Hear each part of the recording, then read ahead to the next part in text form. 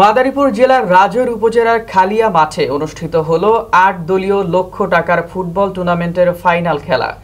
বঙ্গটিভির staff reporter Mohammad শাহাদাত হোসেনের পাঠানো তথ্য ও ভিডিও চিত্রে থাকছে বিস্তারিত। বিশিষ্ট ক্রীড়া সংগঠক আমিনুল হাওলাদারের সার্বিক তত্ত্বাবধানে আয়োজিত এই টুর্নামেন্টে ফাইনাল খেলায় হাজারো দর্শকের সমাবেশ ঘটে। খেলার মূল উদ্দেশ্য ছিল মাদককে নির্মূলের বার্তা ছড়িয়ে দেয়া এবং গ্রাম বাংলার ঐতিহ্যবাহী খেলাধুলাকে পুনর্জীবিত করা।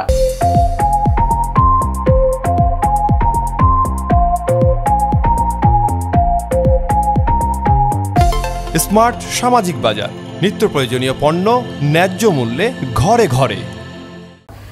সকাল থেকে দর্শকরা মাঠে ভিড় জমিয়ে নিজ নিজ আসন দখল করে রাখেন খেলা শুরু হওয়ার আগ পর্যন্ত।